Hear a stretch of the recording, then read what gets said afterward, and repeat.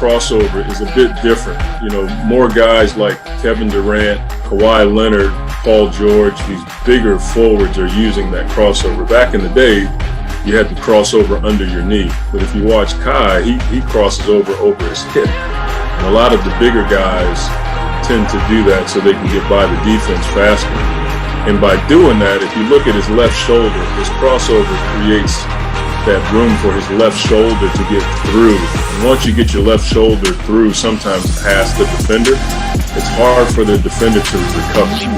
You can see number 71, he's trying to contest that shot, but it's because Kai got his left shoulder through right there after that first dribble.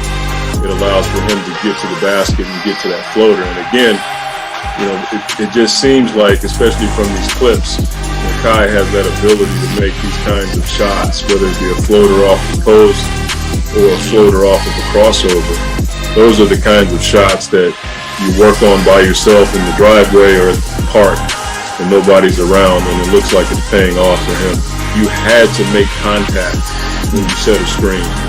And now so many bigs are taught that if they get that primary ball defender to chase over top of the screen, their job is done. So this is what I would call a slip out of the screen. It's a pick and roll with a pretty dynamic slip.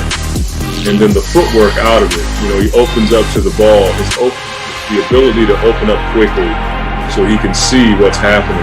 And it's so important to do that because if the ball handler gets trapped, you can see it. You know, if he slips out of this without seeing it and the ball handler gets trapped, he can't be an option to catch the ball. And then the ability to catch it in traffic is something that I don't take for granted. You know, so now just sprinting into a screen, catching the ball, and then finishing without bringing the ball back down or dribbling the ball, that's something that takes a lot of reps,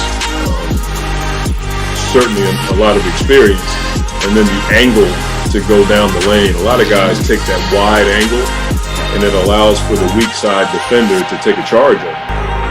But if you can judge how the defense is playing, if you look at Kai's angle, he takes more of a direct line to the basket, and he doesn't banana hook towards the weak side defense. That puts the weak side defender in a tough spot. And now that guy who's guarding the offensive shooter in the corner, he's got to make a decision. Am I going to take Kai or am I going to stay with the three-point shooter? And all of that is set up because of Kai's ability to dive straight to the basket and that banana hook out towards the defense.